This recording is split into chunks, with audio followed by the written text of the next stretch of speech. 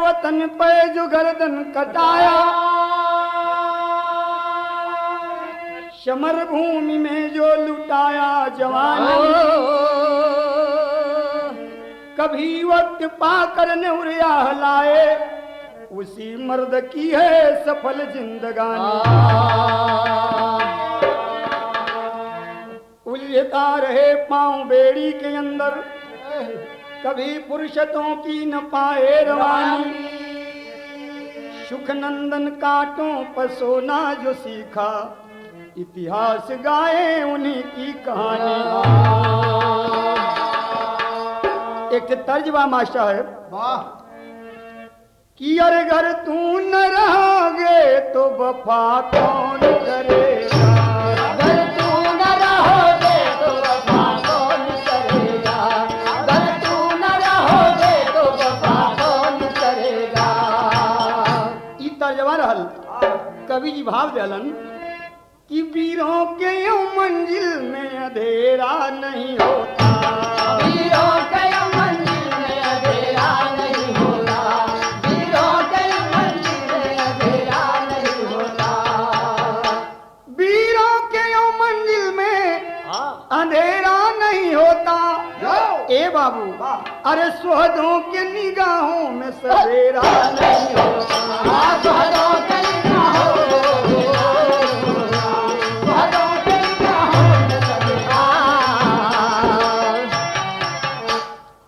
आएगी जब बहार तो पत्ता भी खिलेगा, एक दिन शहंशाहों का सत्ता भी हिलेगा। रेमंड का था आतंक हिंदुस्तान के ऊपर, करता था जुर्म शोषण हर जवान के ऊपर। खाया कसम बलवीर जो इस देश का नाहर, करेंगे जुर्मियों को हम इस मुल्क से बाहर। देखी शहादत होशिला बंगाल की माटी, किया बगावत बागी बन जो शेर था। देखी जाती मर्दांगिनी मर्दों की जंग में, इतना भरा है जोश जवानी तरंग में, इतना भरा है जोश जवानी तरंग में, इतना भरा है जोश जवानी तरंग में, इतना भरा है जोश जवानी तरंग में। अरे कितना भरा है जोश जवानी तरंग में। तो रिंदों का कहीं जंग में फेरा नहीं होता, रिंदों का कहीं जंग में फेरा नहीं होता, रिंदों का कहीं जंग में फेरा नहीं होता।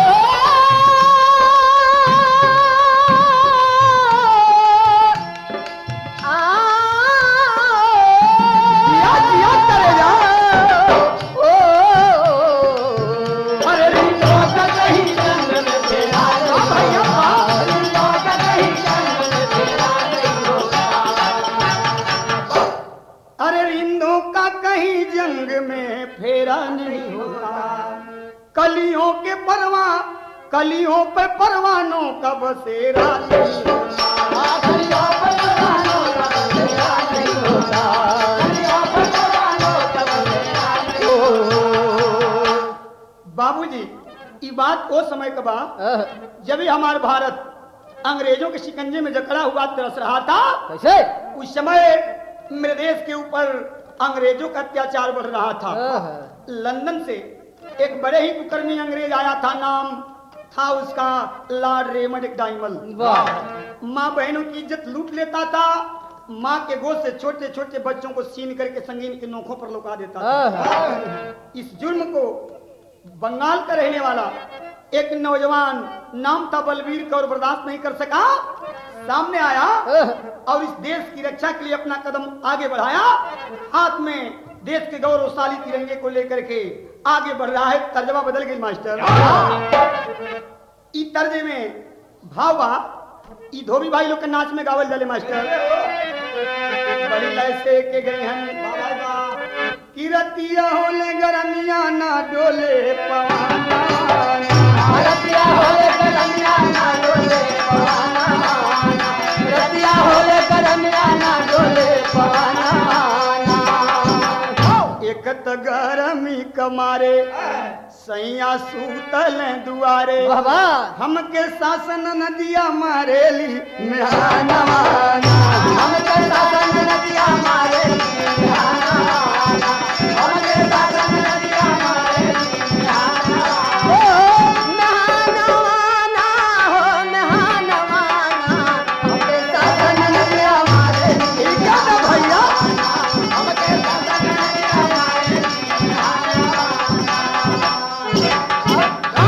ई तर्जमा रहल कवि जी भाव देलन कि निकला इनकलाब के नारा देत बगेलावाना, निकला इनकलाब का नारा देत बगेलावाना, निकला इनकलाब का नारा देत बगेलावाना।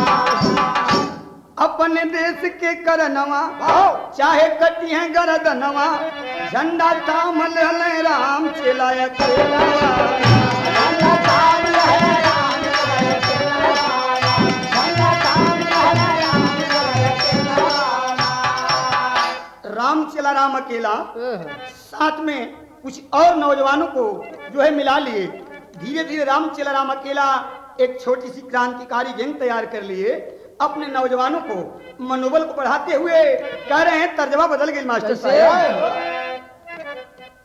कि शेर बाबर हुआ देशवा का अंग बबुआ, तू चल के करा जंगवा में जंग बबुआ, तू चल के करा जंगवा में जंग बबुआ, तू चल के करा जंगवा में जंग, तू चल के करा जंगवा में जंग बबुआ, तू चल के करा जंगवा में जंग बबुआ, तू चल के करा जंगवा में जंग बबुआ, तू चल के करा जंगवा में जंग बबुआ।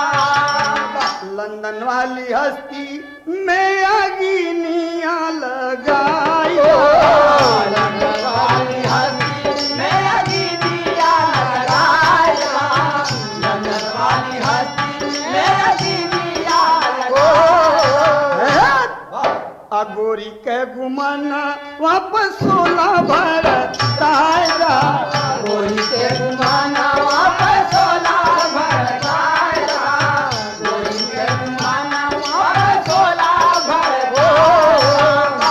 रह पावे नाई गोरवन का रंग बबुआ, है आ तू चल के करा जंगवा में जंग बबुआ, तू चल के करा जंगवा में जंग बबुआ, तू चल के करा जंगवा में जंग। बाल व्यापी तरह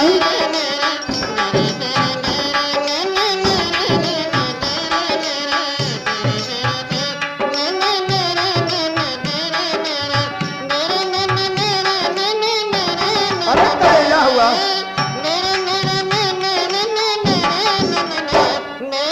हाय हाय, लाल हुआ।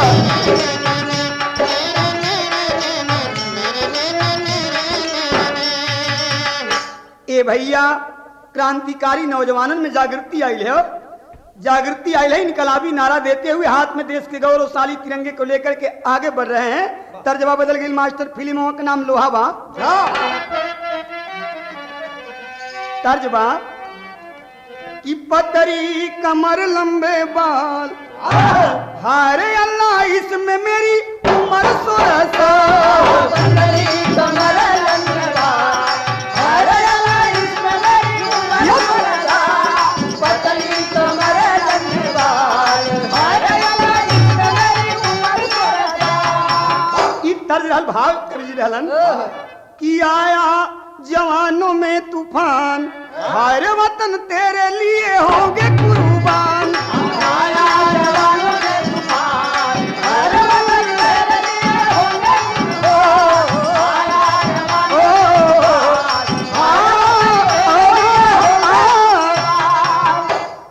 बोलो इनकलाब, जय हिंद जय जवान। बोलो इनकलाब, बोलो इनकलाब, जय जवान। हम हैं जिंदाबाद, जय हिंद जय जवान। हम हम हैं हैं जिंदाबाद, जय हिंद जय जवान। हम हैं जिंदाबाद। हमसे रहे दिले रहे हम सिंह के समान। आया जवानों में तूफान, हर वतन तेरे लिए होंगे कुर्बान। आया जवानों में तूफान, हर वतन तेरे लिए होंगे कुर्बान।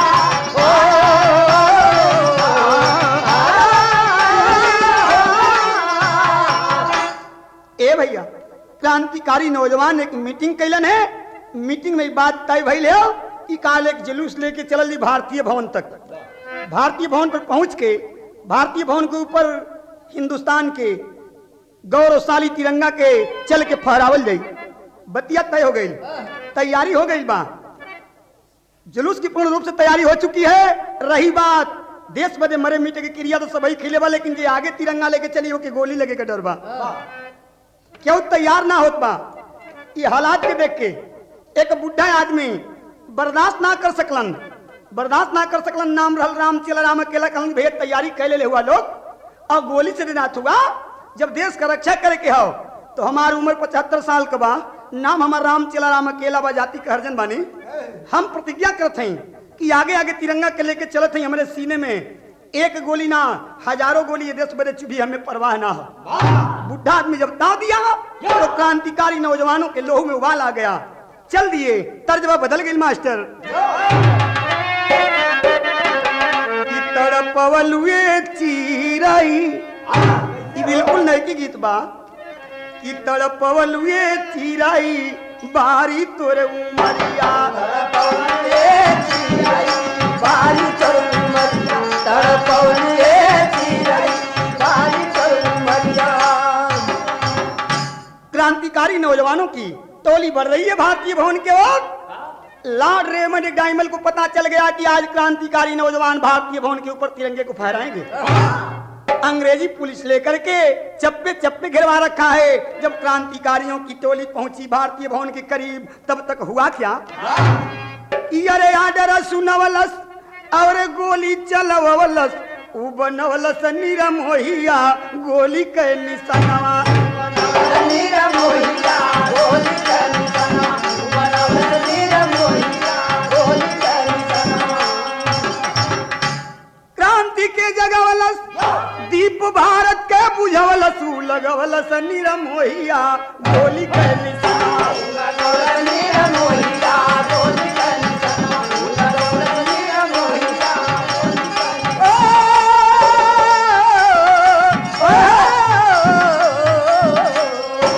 लगवलस निरम मोहिया गोली चली सना, बनवल नीरा मोहिया गोली चली सना। आय हाय बाबू, आगे जो ही ये टोली बढ़ रही है। राम चला राम अकेला जो आगे आगे तिरंगे को लेकर के चल रहे थे, तब तक ये गोलियां सनसनाती हुई आती है। बाबू राम चला राम अकेले के सीने को चीरती हुई गोलियां निकल जाती है। लेकिन उस बुढ़े का हिम्मत देखें, इस देश के प्रति प्यार देखें। सीने में गोली लगी है, खूनों के फवारे उड़ रहे हैं। दाहिने हाथ में तिरंगे को पकड़ लेता है और वही ठेहुनी आ गया।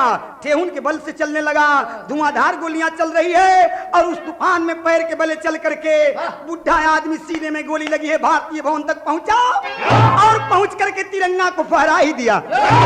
तिरंगा को फहरा दिया, भगदड़ मच गई। लो क्रांतिकारी नौजवान राम चेलाराम के लेके ओ विकट स्थिति से भगलन है, भागे में सफल भइलन है। आगे ले जाके रखलन जमीनी पर, सीने से खून चलत बा। इशारा किरण कि भैया कहीं से पानी ले आके पिया दे तू लोग। एक नौजवान पानी लाने के लिए जाता है, पानी लेकर के वापस नहीं आया, तब तक जहर सीने में भीन गई हो। बाबूजी ये देश के प्रति सीने में गोली खा करके राम चेलाराम अकेला दुनिया से चल बसे। सभी क्रांतिकारी नौजवान लाश के ऊपर गिर करके रो रहे हैं। तर्जमा बदल गई मास्टर साहेब की गम में डूबेल सब जा वान वान हो बहे आंसुआ कधा।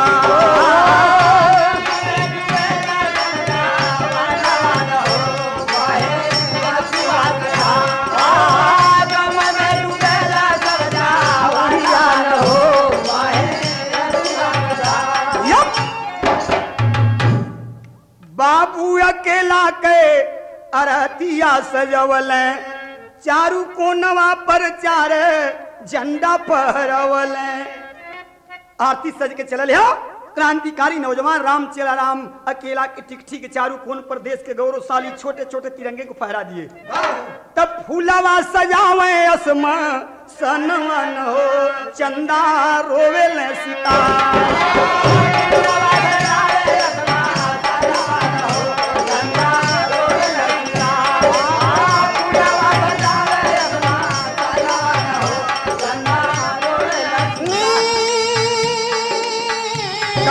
कमाल है व्याकुल तरंग का।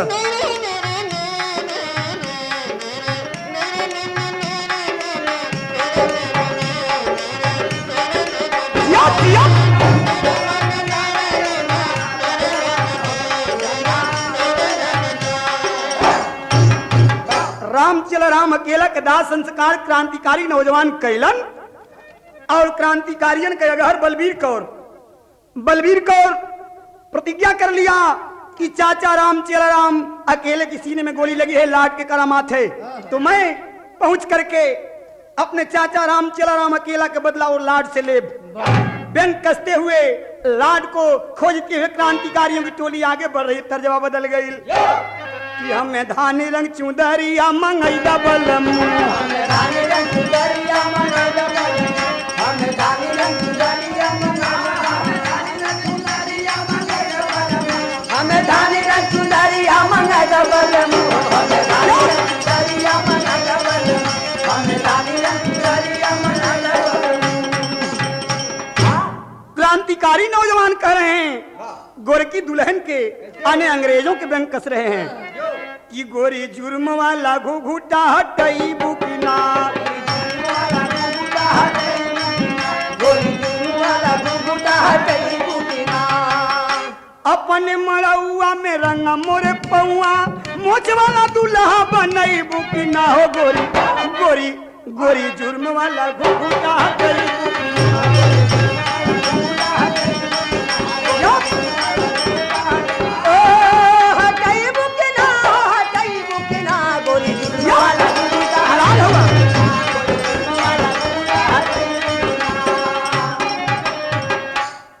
चाहिए हमें कहा कि ना ही चाहिए टेप घड़ी ना चाहिए सिकड़िया,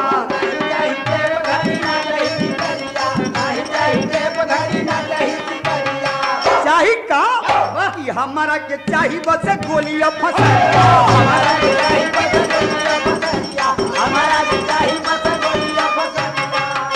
अरे हो ही जाई भेटवा तब फूल जाई पेटवा, अब मिले वाला डेटवा बताइबू कि ना हो। गोरी गोरी जुर्म वाला घुघुटा हटइबू कि ना, गोरी जुर्म वाला घुघुटा हटइबू कि ना, गोरी जुर्म वाला घुघुटा हटइबू कि ना, गोरी जुर्म वाला घुघुटा हटइबू कि ना, गोरी जुर्म वाला घुघुटा हटइबू कि ना, गोरी जुर्म वाला घुघुटा हटइबू कि ना, गोरी जुर्म वाला घुघुटा हटइबू कि ना। ए भैया लाड के खोजत हुन, लेकिन जब से घर छोड़ के बलबीर कौर देश का सेवा में लगलन, घरे अपने गैलन ना बड़ा दिन हो गई। बड़ा दिन के बाद घरे के याद आई, लेकिन वो जब अपने घरे गैलन है बड़ा दिन के बाद अपने पति बलबीर कौर के 12 बजे रात में अपने मकान पर देखली ने। बलबीर कौर क्रांतिकारी की पत्नी के नाम रहल शारदा देवी, बड़ा प्रसन्न भइली ने और पहलौठी के 6 महीना के लड़का भइल रहल। लड़कवा के लिया के बलबीर कौर के गोदिया में डाल के कले की सैया आप ये देश बदे इनकलाबी नारा दे छुआ गैला तो बहुत दिन के बाद अला ये आपको पहले ठीक एक लौता लाल भैल हुआ अपने बेटवा के एक बार गले से लगा ला फिर पता नहीं जीवा तो कब आईबा कि ना आईबा गोदी में लेके अपने 6 महीना वाला लाल के बलबीर कौर क्रांतिकारी चुम्मत चाटत हुए जवने गौवा में देशभक्त पैदा होलन उन्हें कुछ गद्दार रहलन वही गौवा के गद्दार बलवंत सिंह रहल लाट के खबर देहलस कि आज बलबीर कौर क्रांतिकारी अपने पत्नी शारदा देवी से मिलने के लिए अपने घर आया है। लाट अंग्रेजी सिपाहियों को लेकर के जाकर के मकान को घिरवाता है कैसे कि पाई के खबरिया अब लाड लसकरिया घेरे बलबीर दरबार छवरे महीनवा कलल ना खेलावत रहल तबले पकड़ल गईले वीर जुझार हो। आय हाय बाबूजी 6 महीने के बच्चे को गोद में लेकर के चूम चाट रहे हैं तब तक लाट के सिपाहियों ने जाकर के दोनों प्राणी को अरेस्ट कर लिए। बलबीर का और उनकी पत्नी शारदा देवी दोनों प्राणी के हाथ में हथकड़ी और पांव में बेड़ी भर के दोनों से मार मार करके अरे लाड पापी जो है सवाल कर रहा है ये हाथे हाथ कड़ी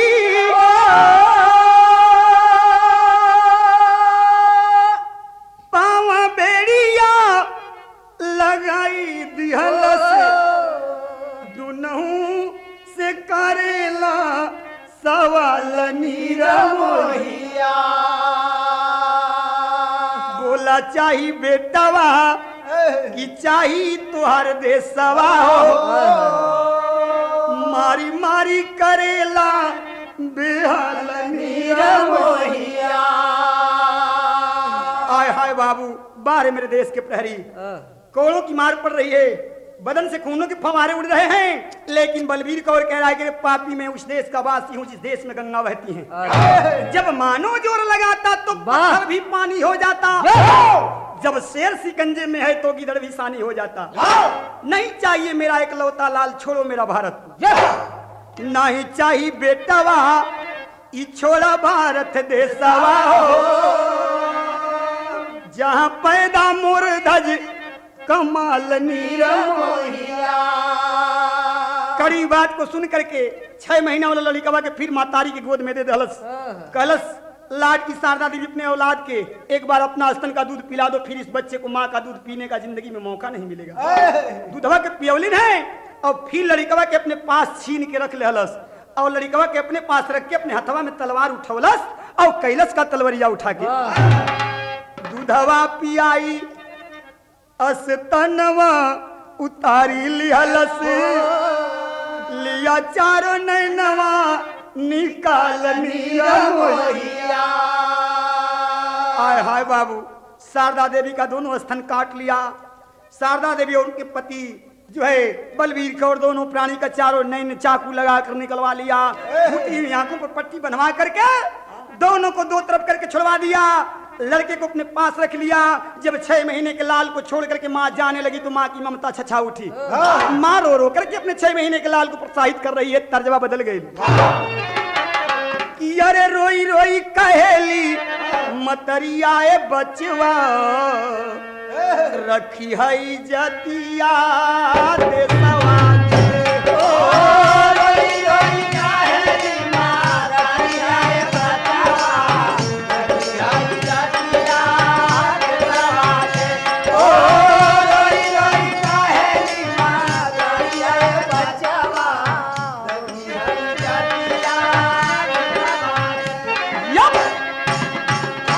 तारी बाप रोज चल गई लड़कवा के अपने पास रख के सवेरे ऐलान कैला सो कि जेकरे पास लड़का लड़की ना बना लड़कवा के ले जा सकेला।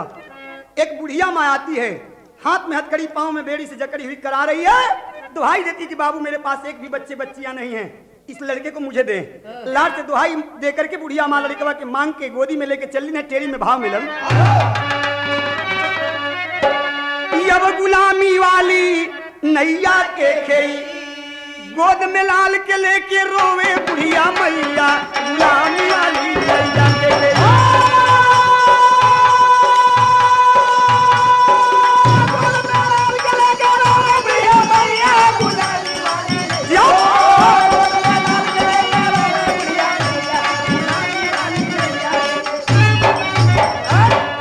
भैया माँ लड़कवा के पोस पाल के बड़ा कैलिन है। एक रोज पूछला से लड़कवा की माँ ई तोरे हाथ में हथकड़ी और पाँव में बेड़ी कैसन हो। बुढ़िया माँ बतौली कि बचवा ई हमरे हाथ के हथकड़ी और पाँव के बेड़ी पूछत हुआ तई गुलामी के बेड़ी हो। कोई लाल पैदा भल ना कि गुलामी की बेड़ी से मुक्ति दिला दे। और तू हमारा लड़का ना हुआ, तू हमारा लड़का ना हुआ। तोरे मातारी बाप के नाम बा, तोरे पिता का नाम बलबीर कौर, तोरे मातारी के नाम शारदा देवी है जो कलकत्ता में ब्रिटिश पार्क बा। तोरे मातारी के स्तन दोनों कटवा के तोरे मातारी बाप के आंख फोड़ के आंख पर पट्टी बांध के दोनों के दू तरफ करके छोड़वा दे हलस। ई बतिया के सुनला से तो बौखला गल, बदला लेने के भाव ना वाले में भाव मिला।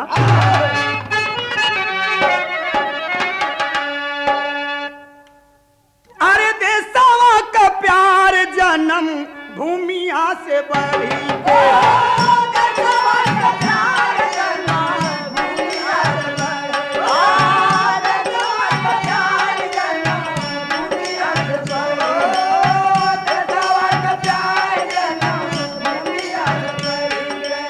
माता पिता बोल देवता समान भैया जिंदगनिया कहो न दहनी बहिया मितवा तो हो जैसे भक्त हनुमान साले बस गुलामिया का चोट दिया राम साले बस गुलामिया का चोट दिया साले बस गुलामिया का चोट दिया राम।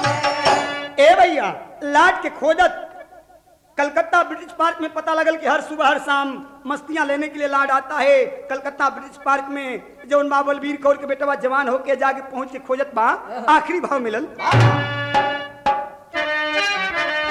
ए हाँ अरे मुरे रामा हो राम पापी दिया चुनौती आकर के लंदन से सनिया तन में लागल बा जवनिया हो न जाई हो न जाई पनिया लागल बा अग्निया हो न जाई पनिया ओ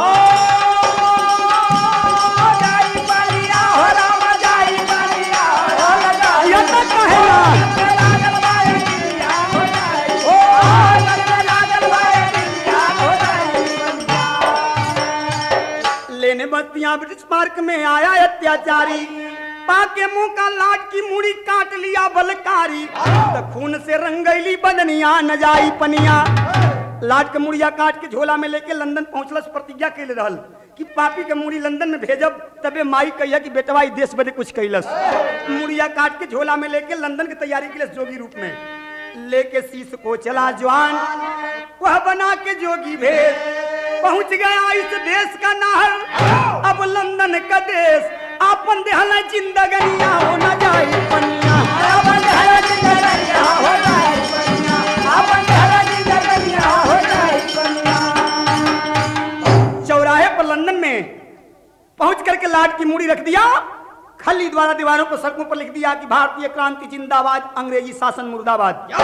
इस हालात को देखकर खलबली मच गई। छानबीन होने पर नौजवान लंदन में पकड़ा गया। भारत में लाए अंग्रेज। उस नौजवान की फांसी यही दिल्ली गेट हुई साथियों आकर के। गुरु बिहारी गुरु पत्तू के पहर गया तिरंगा काशीनाथ कहे सुखनंदन भाई पावन जमुना गंगा की गुलामी वाली नैया के खेई नारायण कवि जो खन बुढ़िया थी भारत मैया गुलामी वाली नैया के खेई।